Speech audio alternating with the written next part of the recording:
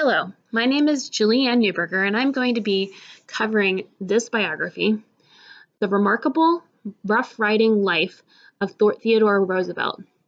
It's an engaging look at the life of America's president right after the turn of the century.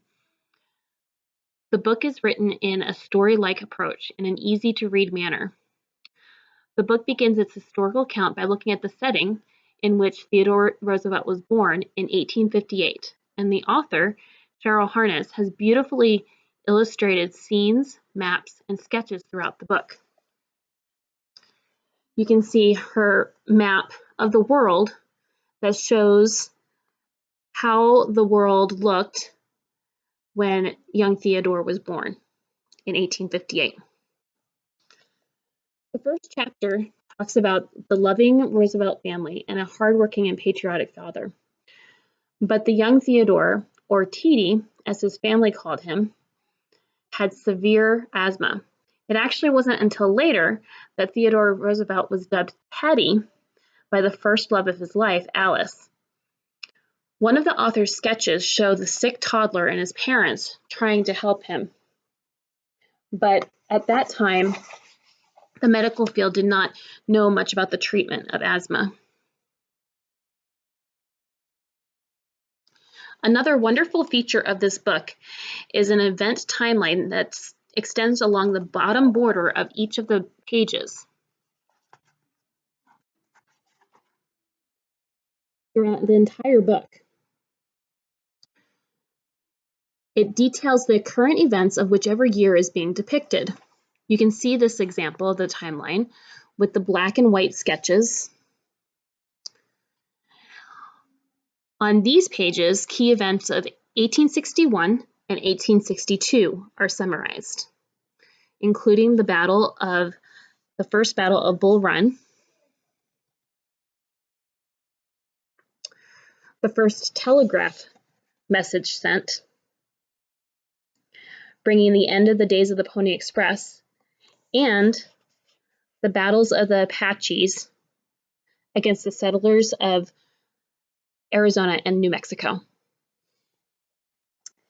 The biography covers each chapter of Theodore's life as he comes of age after college, which is dubbed the crowded years, which is when he became known as one of the Rough Riders, his presidency, and then the last 10 years of his life.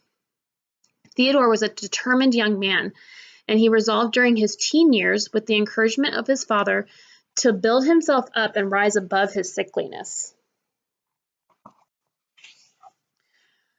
So he decided to take up weights and work out. And page 30, and I quote, says, "Teddy promised his father, and he promised himself. He would be his body's master and make it as powerful as his mind and his will." This promise as a young lad would set the stage for Theodore Roosevelt to become a formidable force as a strong-willed and strong-abled man for America.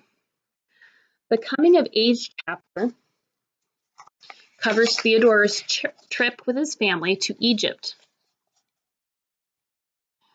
where he became even more interested in studying animals as a taxidermist or naturalist.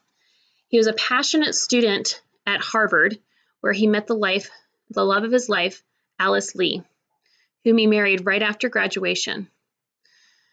Their romance was tragically short-lived when childbirth complications took the life of 22-year-old Alice.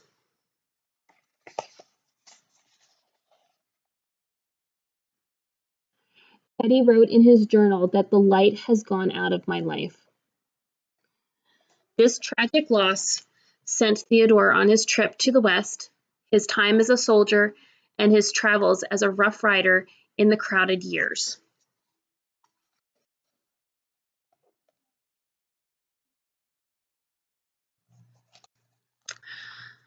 Light came back into Theodore's life, finding his second wife, Edith, who made Teddy the father to 5 more children, totaling 6 children altogether, with his first child from his first wife. Teddy Roosevelt led the Rough Riders as a colonel in the Spanish-American War, and the experience was indeed rough, as his unit lost many men to death, wounds, and sickness. However, Theodore Roosevelt's key role in this war pushed him into American fame and led the way for him to step into the field of politics. He first was elected as the New York governor and then was selected as the running mate of President McKinley.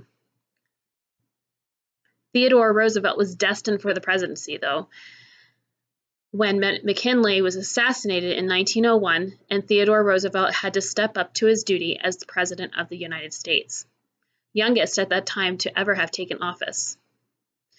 Theodore Roosevelt was president until 1909, when Big Will Taft took over, and Theodore was off to the next adventure of his life, traveling Africa.